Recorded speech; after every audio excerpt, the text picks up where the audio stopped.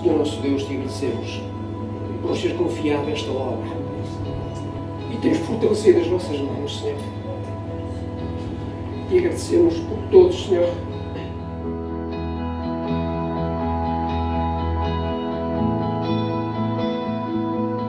Muito bom dia, queridos irmãos. Realmente que a paz e a graça do Senhor esteja connosco. Vamos então abrir as nossas Bíblias no livro de Ezequiel. Ora, Ezequiel, estamos a falar já um profeta do Velho Testamento, portanto, logo a seguir a Lamentações de Jeremias, antes de Daniel. E realmente esta passagem de Ezequiel 47 realmente é uma passagem que não é tão conhecida. Se calhar através dos jovens, ela fala-nos das águas purificadoras e se calhar os jovens, ao conhecer o Diante do Trono, há uma música que fala-nos exatamente sobre este capítulo, o capítulo 47. E se calhar para nos situar, se nós começarmos desde o início, aqueles que ainda estão, que não usam a Bíblia digital, aqueles que usam a Bíblia digital é fácil, Ezequiel 47, chegam lá rapidamente. Mas no papel é mais difícil. Portanto, se nós começarmos em Gênesis, logo na criação, temos a parte depois de Adão e Eva, temos a parte de Noé, temos a parte depois do chamamento de Abraão, depois de Abraão temos Isaac, depois de Isaac para Jacó, depois vemos a história realmente de José e vemos como esta nação realmente foi escolhida por Deus, depois foi parar ao Egito através de José. Depois de eles estarem realmente 400 e tal anos naquela nação onde foram escravizados, nós vemos que Deus chamou a Moisés para realmente fosse a pessoa usada para retirar o seu povo, para levá-lo à terra prometida. Vemos que depois de eles terem saído do Egito, realmente depois Deus entregou-lhes a lei. E depois dessa altura houve um período de 40 anos que andaram pelo deserto, devido realmente à falta de fé, à desobediência. E até que depois chegamos à parte de Josué, em que ele realmente entra na terra prometida e dessa forma ali conquista aquela terra. Vemos depois aí de Josué que entrou um período dos juízes, portanto já estamos no livro dos juízes, em que vemos que Deus chamou determinadas pessoas para ser juiz daquela nação. Mais à frente, depois começamos em que foi levantado um profeta, em que Deus chamou Samuel, Samuel. E ele pensava que era a voz de Eli. E vemos que Deus chamou ali Samuel, de certa forma, para ser o profeta daquela nação. Então o Samuel, a partir dali, nós vemos que ele ungiu como rei a Saúl, o primeiro rei de Israel. Entrou aí a monarquia na nação de Israel porque o povo realmente quis. Depois, realmente, devido à desobediência de Saúl, Samuel ungiu depois a David. E depois de David passou para Salomão, em que construiu depois o templo. Vemos dessa forma que depois, a seguir a Salomão, aquela nação foi dividida em dois. O reino do norte e o reino do sul. Israel e Judá. Daí vemos a instrução dos judeus, que realmente veio da nação de Judá mais a sul. Então chegamos a essa situação em que depois, tanto a norte como a sul, houve vários reis que começaram a exercer a autoridade naquelas duas nações. Uns bons, outros maus, mas foram mais os maus do que os bons. De longe a longe havia algum que tentava realmente voltar-se para as coisas de Deus. Mas devido à desobediência do povo, chegamos depois aí a uma altura em que houve um profeta que começou a dizer à nação, a dizer, olha, vocês estão mal e Deus vai-vos mandar uma nação, a nação da Babilónia, que vos vai conquistar. E chegamos então àquela altura de Jeremias, em que vemos o chamado profeta chorão, aqueles que gostam realmente de dizer que a sua vida está mal, leiam o profeta Jeremias, principalmente as Lamentações de Jeremias. realmente se estão mal ainda vão ficar se calhar ainda pior, ou se calhar vão ficar melhores. Ai, coitado deste profeta, em que fala realmente de tantas coisas más, não é? E às vezes nós também somos assim, em que todas as coisas connosco, as coisas estão más, mas vemos a partir desta altura em que realmente o que aconteceu foi exatamente isso. Aquela nação foi conquistada e foi levada para o cativeiro. Inicialmente foram pegadas algumas pessoas e foram levadas então para a Babilónia, dessa maneira. Então chegamos aí em que duas dessas pessoas eram Daniel e Ezequiel. E chegamos aqui à parte do livro de Ezequiel, em que vemos realmente que durante estas alturas vemos estes três profetas. Vemos que Jeremias nos fala realmente e quem ler o livro de Jeremias facilmente consegue entender, porque Jeremias faz determinadas ilustrações que são fáceis da nossa compreensão, em que fala-nos realmente sobre o oleiro, fala-nos sobre um cinto estragado, fala-nos sobre o vaso quebrado, e realmente nós conseguimos perceber. No caso dos dois que foram para o cativeiro, nós a partir daí temos um profeta que estava na corte, que estava dessa forma junto da parte do Império Babilónico, estava lá em cima na corte. E Daniel fala-nos nas suas visões, nas suas profecias, realmente sobre reinos, daquilo que irá surgir, de determinados impérios que irão ser conquistados, depois também a nação de Israel, depois da parte da Babilónia, e ainda virão mais outros reinos. Mas Ezequiel era o profeta do povo. Mas ele fala-nos aqui, de certa maneira, muitas das passagens de Ezequiel são às vezes de difícil entendimento. É necessário às vezes um crente escalar nível 2, que já tenha um conhecimento da palavra de Deus para poder compreender algumas destas passagens, que nos fala realmente de brasas de fogo. Ele fala-nos de 4 rodas, que de certa maneira, se nós tivéssemos a olhar nos dias de hoje e alguém tivesse a dizer isso, pensávamos que eram uns ovnis, em que realmente Ezequiel está a falar sobre visões que Deus lhe deu. Mas mais no final do livro de Ezequiel, eles falam-nos aqui de passagens maravilhosas que nos dá esperança. E é estas muitas vezes as promessas, as visões, e a palavra de Deus também nos deve levantar a esta esperança. E dessa forma ele nos fala realmente sobre um vale de ossos secos, e fala-nos também aqui no capítulo 47 das águas purificadoras. Chegamos, de certa maneira, fizemos um correr sobre o Velho Testamento para podermos situar-nos na posição realmente onde foi escrito esta passagem. E realmente Ezequiel nos fala muitas vezes sobre a renovação interior e espiritual. E ele fala-nos no capítulo 18 que é preciso criarmos um coração novo, um espírito novo. Fala-nos também no capítulo 11 e no capítulo 36 que Deus nos dará um outro coração, um coração novo. E então dessa maneira nós pescamos também uma conclusão que tanto Ezequiel como Daniel, à semelhança do Senhor Jesus Cristo, foram os únicos que vemos que foram chamados Filho do Homem. E vamos então abrir em Ezequiel no capítulo 47, penso que já conseguiram chegar até esta passagem de Ezequiel 47, diz-nos assim então a palavra do Senhor.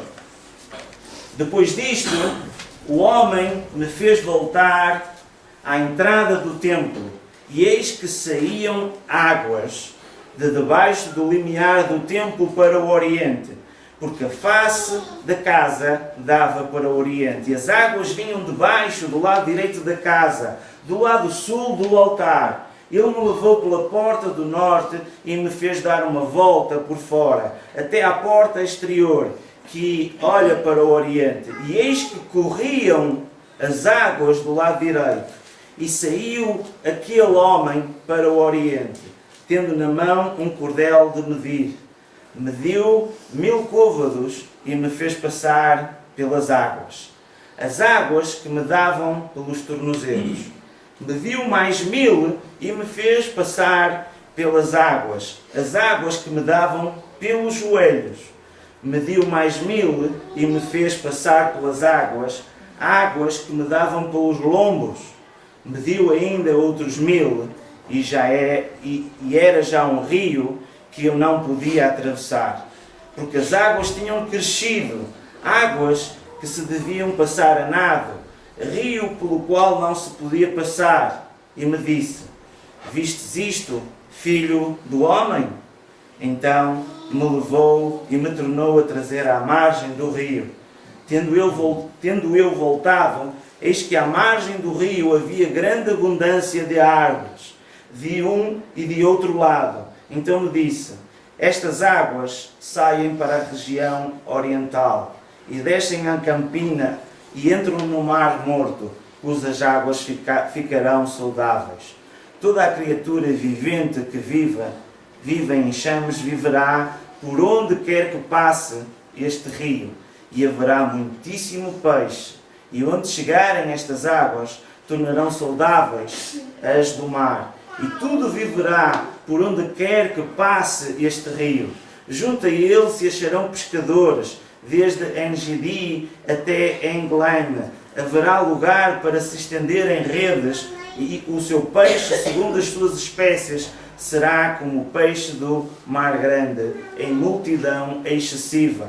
Mas os seus sacos e os seus pantos não serão feitos saudáveis, serão deixados para o sal. Junto ao rio há ribanceiras de um lado e do outro. Nascerá toda a sorte de árvore que dá fruto para se comer. Não fenecerá a sua folha, nem faltará o seu fruto. Nos seus meses produzirá novos frutos, porque as suas águas saem do santuário, e o seu fruto servirá de alimento, e a sua folha de remédio. Vamos só ter uma palavra de oração. Querido Paizinho, nós te damos graças pelo privilégio de podermos vir à tua casa.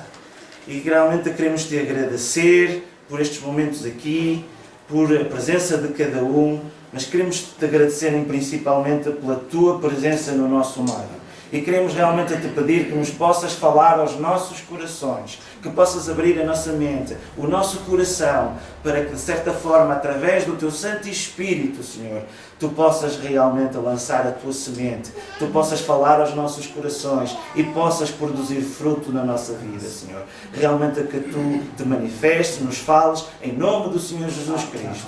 Amém. Vemos realmente esta passagem e dessa forma, quando nós olhamos para ela, nós vemos aqui alguma coisa de difícil entendimento em que o que é que o profeta pretende dizer com isto.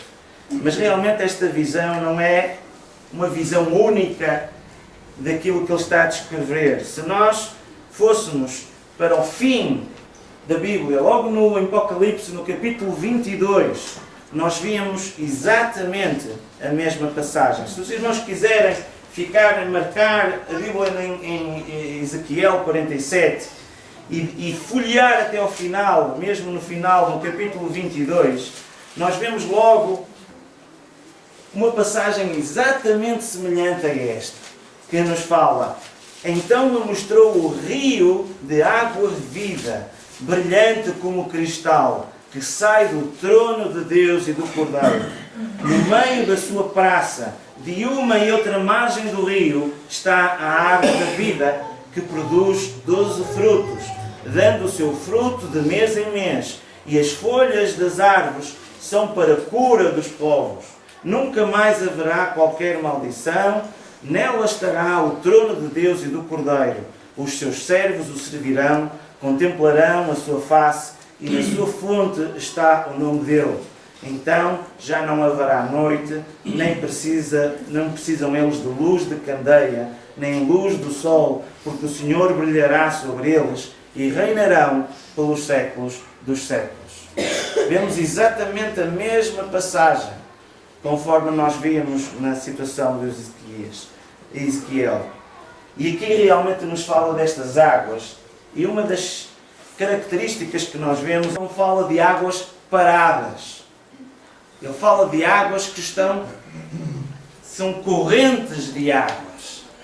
Nós facilmente compreendemos que quando nós vemos a frescura da água, nós vemos a água sempre constantemente a correr, mas quando vemos a água parada, temos que ter cuidado, porque essa água parada depois tende a putreficar, a ficar realmente com infecções e com bactérias nessa situação. E então nós vemos no versículo 1 e no versículo 2 de Ezequias 47, que eis que saíam águas e eis que corriam águas. Ou seja, esta passagem nos dá esta esperança e nos transforma a dizer que há um rio que pode transformar a tua vida. Há um rio que pode transformar os teus problemas. Há um rio que pode te limpar, que pode te purificar. Há um rio que realmente Deus pode usar. Se a tua vida está num caco, se está realmente destruída, Ele pode transformar num vaso novo. Ele pode pegar em vinho velho e transformar em vinho novo. E Ele pode pegar num pecador caído e transforma realmente num homem santo. Num homem que anda segundo a vontade de Deus. Pode pegar num conjunto de pessoas que não valem nada e transformar realmente numa igreja capaz de produzir fruto. E é esta corrente que realmente o profeta nos está a falar. E dessa forma nós vemos aqui uma mensagem de esperança. Pode realmente às vezes demorar. Nós temos o caso da mulher que tinha um fluxo de sangue, em que durante 12 anos gastou tudo o que tinha para tentar resolver o seu problema. E realmente só Jesus foi o único e capaz de resolver o teu problema. Tu podes realmente ao longo da tua vida estar a passar por determinadas situações. Podes ter gasto o teu tempo, o teu dinheiro em muitas coisas neste mundo. Mas o que nós vemos pela palavra de Deus aqui é este rio que consegue transformar vidas. É este rio que nos dá essa esperança. Mas, para que isso exista, é necessário muitas vezes nós reconhecermos, porque para existir restauração, nós temos que perceber o problema e temos que reconhecer que realmente nós caímos e que a nossa vida foi destruída. E então o que é que acontece? Às vezes estão os problemas a surgir, e os problemas estão a surgir devido à nossa culpa, às nossas escolhas, à nossa desobediência, à nossa rebeldia. E então dessa maneira, nós vemos que nós temos que chegar a uma altura em que devemos, perante Deus, reconhecer a nossa falha, os nossos problemas. Deixem-me dar um exemplo. Imaginem que vocês falam com uma mulher, tanto pode ser mulher como pode ser homem. Eu estou apenas a dar aqui este exemplo, mas imaginem que vocês falam com uma mulher que é muito ciumenta. E realmente nós vemos pela palavra de Deus que o ciúme é um pecado. Então, se vocês forem falar com ela no sentido de para que ela mude e deixe de ser assim, automaticamente ela vai tentar, a partir dali, dar a sua justificação e entrar a negação. E é com esta situação que eu quero dar o exemplo. E então, muitas das vezes, o que essa mulher ciumenta pode dizer, ela vai dizer, não sou eu que tenho ciúmes, todos os homens é que são mulherengos. E ela vai tentar exatamente dizer assim, olha, não sejas assim ciumenta. Vai tentar dizer isso. E ela pode dizer, olha, não sou eu que tenho ciúmes, tu é que não conheces o meu marido. O que é que acontece? E estou a falar isto, tanto pode ser mulher como pode ser homem. Não é ciúme, é cuidado. E quem ama tem cuidado. Se não tens ciúmes, é porque não amas. E é esta justificação que, se vocês forem falar que uma pessoa que seja ciumenta, vai dizer. Mas o que nós vemos na palavra de Deus, logo em 1 Coríntios, no capítulo 3, o amor não é ciumento. Mas a mulher que tem isso, ou o homem que tem isso, o que é que vai tentar dizer? Vai tentar justificar. Vai entrar em negação. O problema não é meu, o problema é do meu marido ou da minha esposa. Portanto, nós vemos que são estas expressões. Eu nele eu confio. Não confio nas mulheres que trabalham com ele. Porque andam a mandar bilhetinhos e essas coisas todas. Não é? E começa a criar, ou seja, um determinado problema em que a pessoa está ali. O que é que ele está a fazer agora? Ele agora deixa-me ver o telemóvel dele. Ou deixa-me ver não sei o que mais. Está a criar um problema no relacionamento. E está tentando justificar. Em vez de estar a construir bons momentos baseados no amor, está a provocar suspeitas. Está a levantar sempre a imaginar coisinhas e problemas. E em vez de construir um casamento e aproveitar os momentos para isso, está a minar com o próprio ciúme. Então nós vemos aqui que não existe um arrependimento, mas existe uma justificação, uma negação. E para existir, para nós sermos restaurados, é necessário nós percebermos o nosso problema, porque às vezes nós estamos no problema e às vezes ouvimos várias vezes e continuamos no mesmo problema. E enquanto nós não entendermos que temos realmente esse problema, não pode existir então a restauração. Para que é que nós, se nós podemos dizer assim, a nossa casa está muito bem aos nossos olhos. E se calhar há outras pessoas que podem dizer assim, olha pá, tu já precisavas aí de uma pintura, tu já precisavas de mudar aqui as coisas. Mas a gente pode estar a olhar e achar que está tudo bem. E então, nós é que criamos o problema e é por isso que muitas vezes surge o cativeiro. Da mesma forma, e por isso eu comecei a falar desde o início, a história deste povo. Que Deus operou grandes milagres, que eles conhecem e conheciam realmente o único Deus. Tinham este conhecimento, mas não viam o seu problema. E a partir daí, passaram para o cativeiro. Depois de vários alertas, de várias situações. E é isso mesmo que acontece muitas vezes connosco. Enquanto não existir um coração quebrantado, um coração arrependido, não pode existir esta restauração. Se nós olharmos para esta passagem, então aí é que nós, ao compreendermos, e temos que ter uma visão total, e é por isso que é importante que nós, como crentes, possamos ler a Bíblia e ter o conhecimento de todos os livros.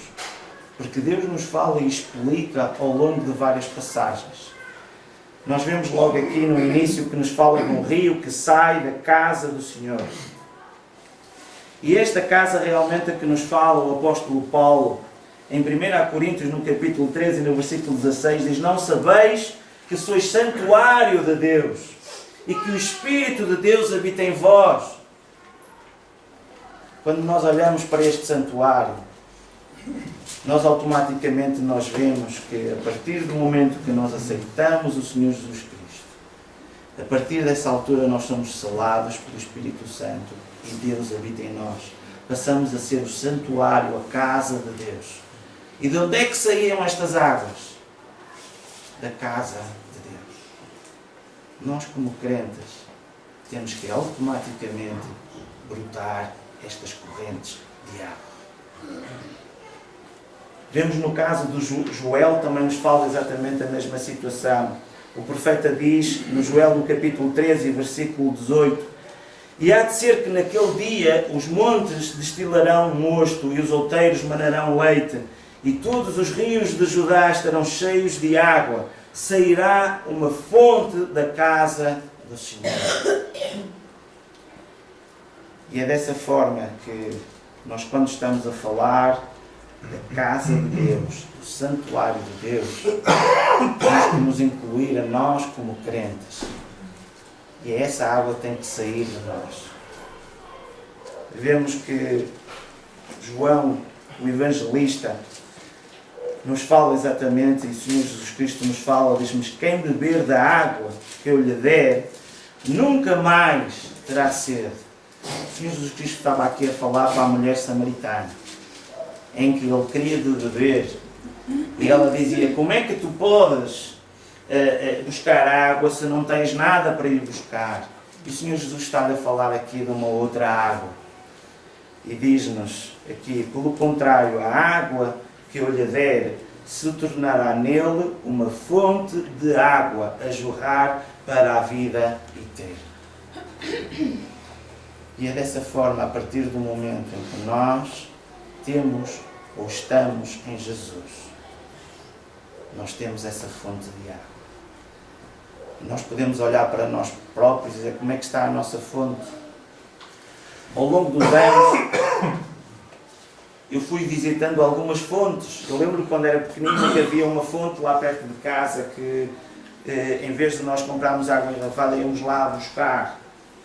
E então, logo desde o início, eu comecei a beber dessa água e ganhei uma infecção. E a partir daí, lá em casa, nunca mais iam buscar água das fontes, compravam sempre água engarrafada. E então essa fonte que nós podemos ver neste momento já não existe. Ao longo do tempo há fontes que realmente aumentaram e há outros que secaram e desapareceram. E nós podemos analisar para nós próprios e vermos como é que está a nossa fonte. Em Jeremias, um pouco antes, nós vemos que em Jeremias 2,13, porque 2 males cometeu o meu povo. Então fala-nos do primeiro: a mim me deixaram. A mim me deixaram. E depois fala: o manancial de águas vivas. E cavaram cisternas rotas que não retêm as águas. Fala-nos então assim que Deus tem para nós águas correntes, águas crescentes, que são águas vivificadoras. Águas que realmente produzem vida. Conforme vimos ali em Ezequiel, nós vemos realmente várias águas que, à medida que o tempo, que aquele homem ia se aproximando, a água cada vez subia mais e cada vez tinha um maior impacto naquilo que tocava. E realmente nós, quando somos invadidas por essa água, pelo Senhor Jesus Cristo, somos lavados completamente. Por isso nos fala aqui das águas profundas, em que temos este simbolismo para a parte do batismo. A partir do momento em que nós reconhecemos o Senhor Jesus Cristo, em que damos este testemunho, em que somos batizados pelas águas, em que realmente somos completamente, chegamos a uma altura em que era pelo joelho, depois já era mais acima, e vimos que chegou a uma altura que foi completamente.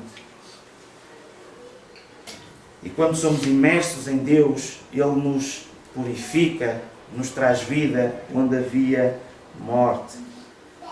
Realmente nós vemos que o Senhor Jesus Cristo também dizia: se eu não te lavar, não tens parte comigo.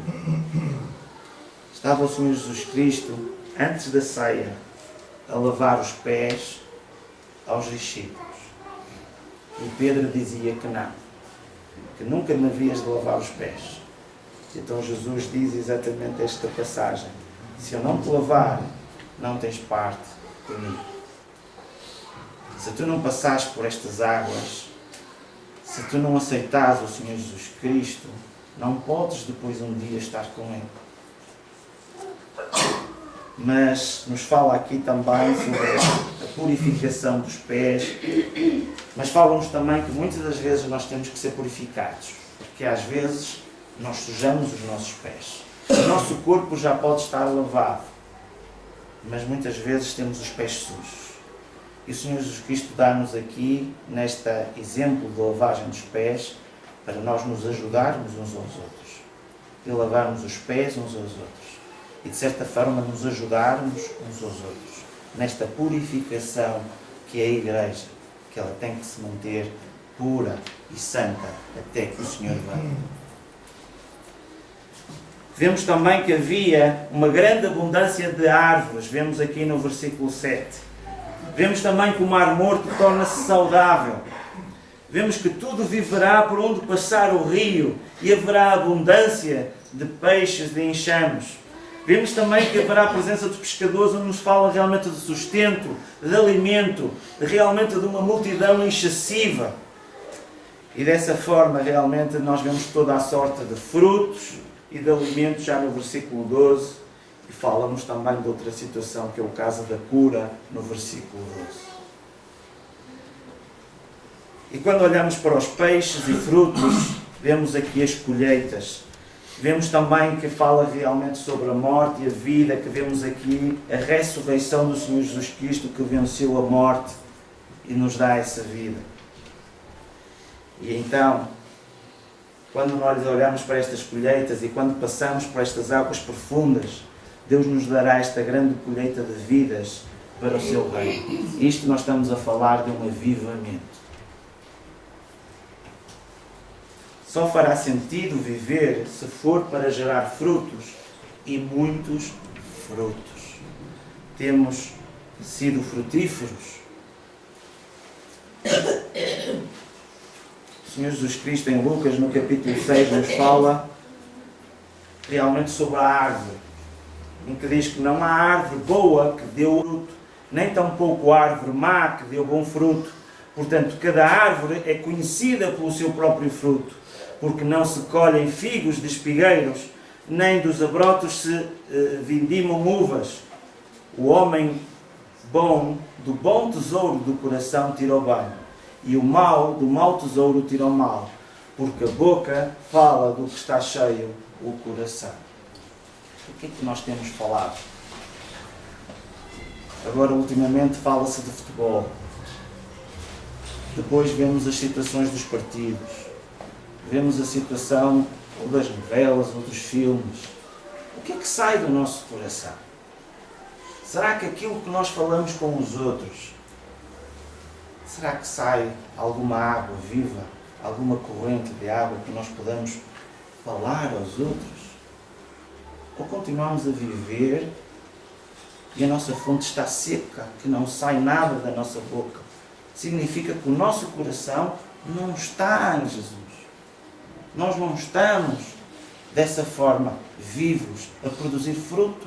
Somos como aquele que pegou no seu talento e guardou-o e escondeu. Se nós vemos para a parábola do semeador, as sementes foram lançadas, mas houve uns que foram e tinham umas pedras, outros tinham uns espinhos e não produziram fruto. Mas vemos que houve um que realmente produziu fruto, produziu bastante fruto. E dessa forma nós podemos, dessa forma, analisarmos cada um a nós próprios. O que é que tem saído na nossa boca? O que é que nós temos falado? Somos sempre exortados, e o Senhor Jesus Cristo nos mostrou vários exemplos, várias palavras e analogias às coisas atuais para representar exatamente isto. Nos diz que nós temos que ser luz. E a luz não pode estar escondida. Tem que estar visível, para que toda a gente vê. Ou nós temos vergonha que realmente se olhem para nós e associem a Deus ou a Jesus, ou uma hipotética religião que eles achem que seja religião. Fala-nos também sobre o sal. Ele tem que salgar. Nós, em contacto com aqueles que nos rodeiam, tem que haver essa passagem, tem que haver um salgamento dessa forma, porque senão para nada presta, senão para deitar fora. Temos que realmente ser um bom perfume, e de certa forma todos nós, se calhar antes de irmos de casa nos arranjamos, ou nos perfumamos, no sentido de cheirarmos bem. Mas o Senhor Jesus Cristo nos fala aqui do bom perfume de Cristo. E o bom perfume de Cristo, para chegar, ele tem que... as outras pessoas têm que o sentir, esse aroma. E concluímos no sentido deste desafio para que possamos ser uma fonte de águas vivas. Vemos em 1 de João, no capítulo 2 e no versículo 6, aquele que diz que permanece nele, esse deve andar assim como ele andou. Vemos no caso de permanecer, o caso da videira. Aquele que permanece na videira, que permanece em Cristo, esse dá fruto. Aquele que não permanece é deitado fora.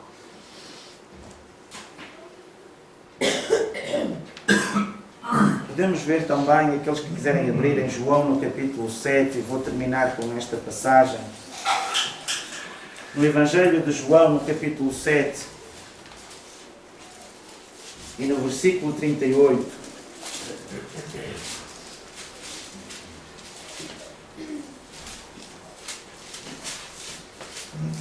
esta passagem, de certa maneira, conclui isto de Ezequiel capítulo 47. E é por isso que é necessário nós percebermos e vermos, quando nós olhamos ao início e falamos do santuário, falamos do rio, muitas vezes podemos não chegar a esta conclusão daquilo que é para a nossa vida, em que o profeta Ezequiel está a dar esta mensagem de esperança para a nossa vida, e fala-nos deste rio. E então o Senhor Jesus Cristo diz aqui em João 7,38: quem crê em mim, como diz a Escritura, do seu interior fluirão rios de água viva. Vemos que ele está a falar aqui de uma ação importante do Espírito Santo da nossa vida. E a mensagem realmente que o Senhor me colocou no meu coração foi exatamente esta. Para que nós, cada um de nós, possamos olhar para a nossa fonte. Será que nós estamos em Cristo? Será que aquilo que nós falamos de Cristo? Será que nós estamos a influenciar outros? Será que nós estamos preocupados com aqueles que estão perdidos, no sentido de nós orarmos por eles? Podemos desafiar a vir à igreja. Basta nós pensarmos quando foi a última vez que fizeste um convite a alguém para vir à igreja ou para ler a Bíblia. E outra das situações que eu vejo é que nós aos poucos nós temos visto Deus a agir no nosso meio. Se calhar ainda estamos ainda pelos joelhos. Mas a partir do momento em que nós possamos falar daquilo que vai no nosso coração, a partir do momento que nós possamos pôr em prática e possamos convidar e desafiar outros, a partir do momento em que nós possamos falar desta corrente, possamos falar desta água e que possamos chegar e tocar aos outros, nós podemos ver cada vez mais a água a subir. Mas se nós ficarmos parados, não há depois o fruto, não há o crescimento, não há esta abundância. E Deus quer te tirar do cativeiro e levar-te para esta terra de abundância.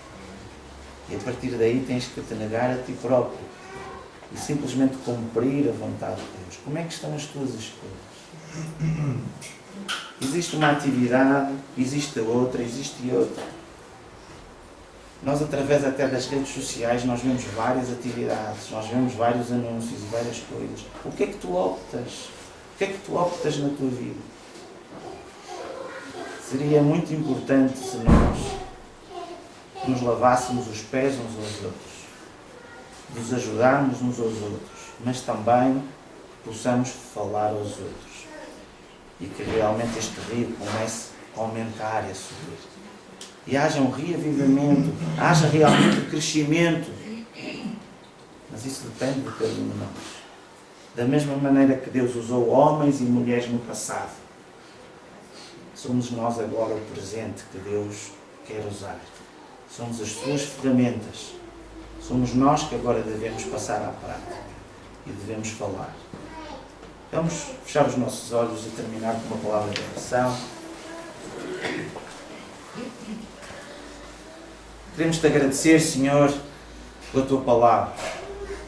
E eu te agradeço, Senhor, em especial por cada pessoa aqui. E dessa forma, Senhor, eu te peço que tu possas falar a cada coração aqui. Tu conheces realmente a vida de cada um. E realmente, se nós estamos aqui é por um propósito. realmente, Senhor, que Tu manifestes através do Teu Santo Espírito. Que realmente possamos quebrar com a vergonha, que possamos realmente dar-nos esta ousadia de cada vez mais sermos este rio de influência que passa por nós e que pode chegar a outros. Que possamos realmente sermos agentes de mudança. Que possamos realmente, a partir de nós, sermos um reflexo do Senhor Jesus Cristo. E que aquilo que saia da nossa boca seja do Teu agrado, Senhor. Que Tu possas tocar a cada um aqui. E se existe aqui alguém que realmente ainda não se entregou verdadeiramente, que ainda não sentiu esta água vivificadora na sua vida, se ainda está no cativeiro, Senhor, que Tu possas convencer da justiça, do pecado, e possa existir um coração quebrantado, no sentido de lhe dar um novo coração, um novo espírito, e haja alegria nos céus.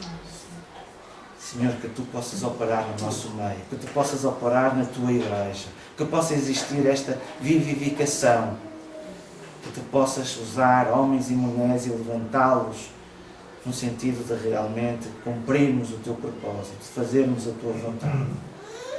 Nós Te pedimos isto em nome do Senhor Jesus Cristo. Amém.